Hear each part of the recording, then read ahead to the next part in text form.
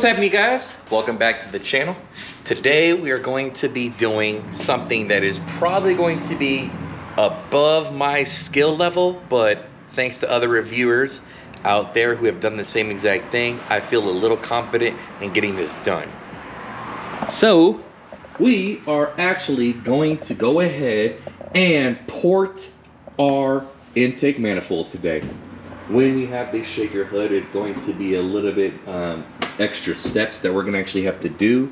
However, we've already taken this off once we tried to do the oil catch can, but it's going to be easy. So we're going to go ahead and pop this bad boy off just so you guys can see what the finished louvers look like.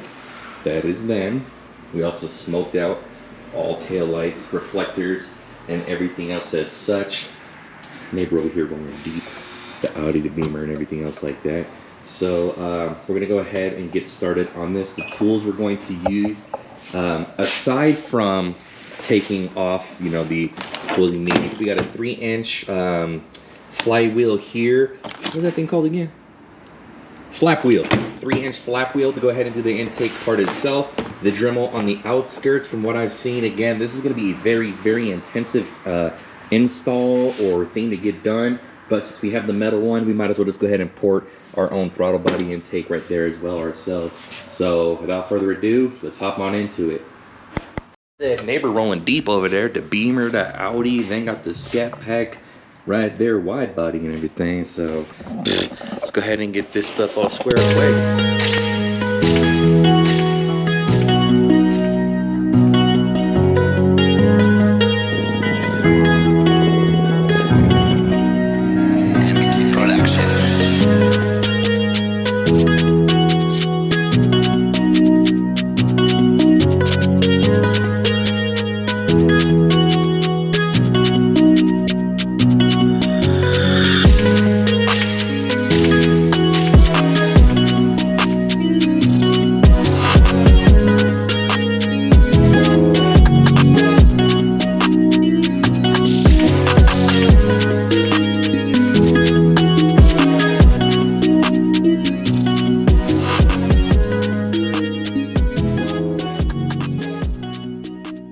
Oh, hell yeah. So the lady right over there just went ahead and brought us out. Oops. Brought us out some delicious looking food right there. We're having a little bit of a problem with the fuel line right now. The little plastic clips actually broke off. This is your worst nightmare. Could be worse, but it's pretty damn bad. Because now I'm trying to figure out how the hell I'm going to go ahead and, activate this to push both clips at the same time, but of course we'll adapt and overcome. Ooh. Finally got the gas line off. Got shot in the eye by some gasoline, but that's okay. I got another eye. All right, so what we're gonna do now is continue on by removing the shaker bracket here. This tool we're very, very familiar with. Getting it done, out the way. I don't even think I have to take that bolt off all the way. No, I don't. That's just to line it up once we put it back down and everything. We're gonna go ahead and disconnect all the clips by pulling them straight up. Go ahead and disconnect those lines. Wait a minute. Those are the wrong ones. My bad. Don't do that. We're gonna disconnect the lines on the inside here after removing this by pulling these straight up.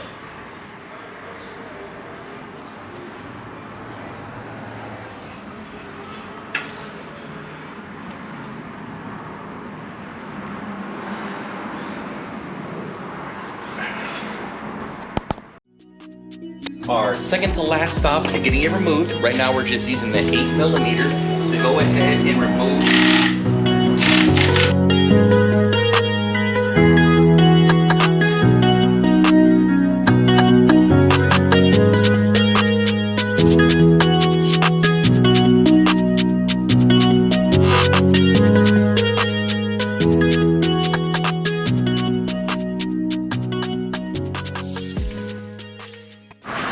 Okay, finally got it out.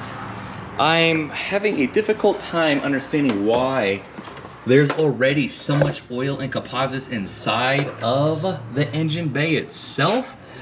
with some, you know, questionable things back there that have, you know, come off.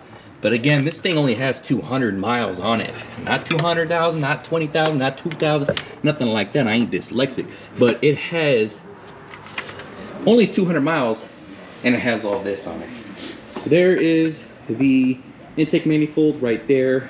Just dumping the rest of it out. I know it's not too good for the environment or anything, but it literally had like a couple droplets left.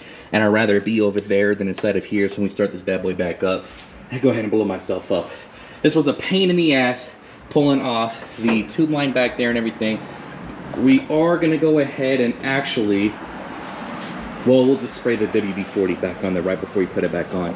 But it was this portion right here that I was having a difficult time to go ahead and get off. But again, we're just gonna loop it up right there so we put it back on. It'll be easy as pie. Now to the fun part where we actually get to go ahead and port. This is gonna be fun. And probably the most tedious part, intake manifold, is right here.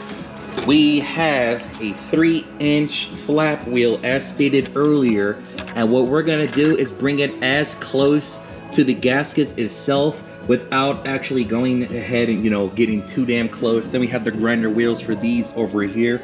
We're gonna clean these out, wipe them down, pressure it and everything else like that to make sure nothing is in there. This is, again, all air and whatnot. We want it to be as clean as possible and get the most amount of performance. So time to drill.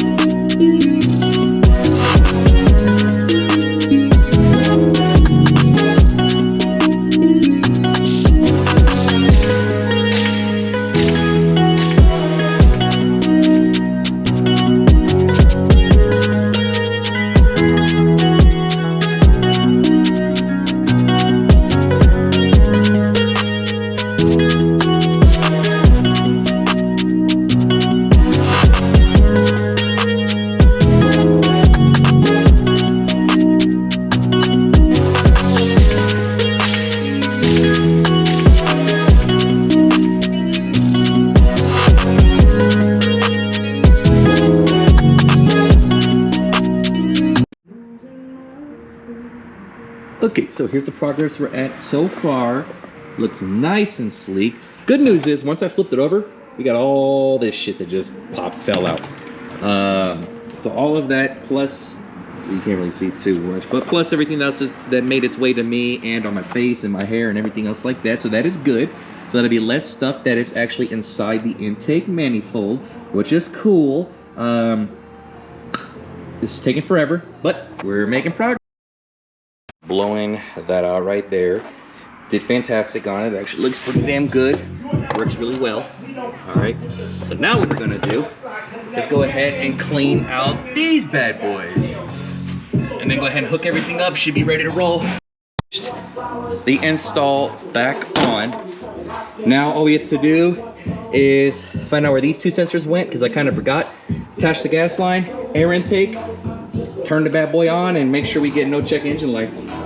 As soon as the sun goes down, okay, finally, as soon as the sun goes down, I am 95% done, got all sensors hooked up and hold on a second. Let me adjust this. Got all sensors hooked up and everything. Everything's back installed. The shaker will come on after, but I'm just gonna turn it on real quick to make sure the fuel line is right, and I did everything good, so let's try it out.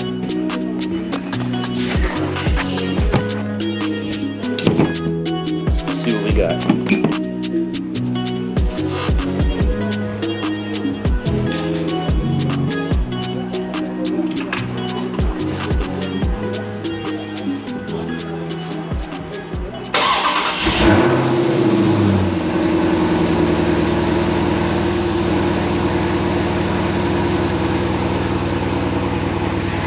Okay, so it turns on. That's a good sign. It does turn on. Let's listen for any air leaks real quick.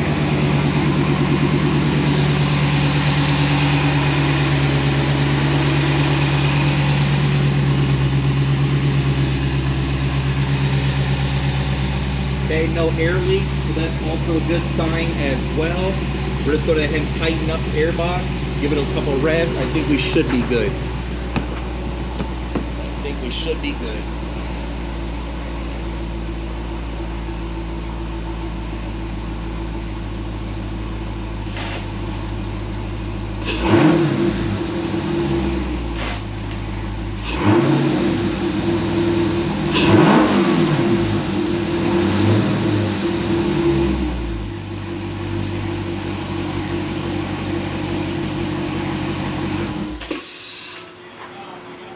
Okay, so again, it does turn on. That is a good sign.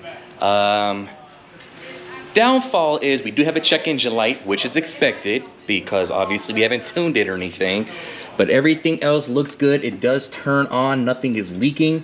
It could be a check engine light because all the air is just going in there and I haven't really tightened up the throttle body right here. But we're just gonna make a second round. Fuel line's hooked back up properly. Everything is good. We're just gonna double check all harnesses are pushed and locked in, and then that will be it. I'm gonna give you guys a run tonight as well to show you what a muffler delete plus ported intake manifold and a couple other things that we've already done has gone as far as the time. So let's get everything else put back on real quick. It'll take about 4 seconds. After opening the hood and taking almost everything back off, I come to find that the reason I had 2 codes for a check engine light is gonna be because this little clip back there, damn, you can't even see in this GoPro. Some little clip back there was disconnected. I don't know how it came out, but it did. That being said, I just ran a couple times right now, and Sub-Zero is good to go. And right now I'm on 245s, okay? But I just want to show you guys that this last run I just did, let me show you this. This is exciting. This last run that I just did, okay, 0 to 60, 4.9. 4.9 seconds on 245s, yo. Tomorrow I'm picking up my Hellcat wheels and I'm gonna switch over to 295s, okay, so that'll give me some more. That's annoying. I'm gonna pick up my wheels and tire combo tomorrow to go ahead and throw on here.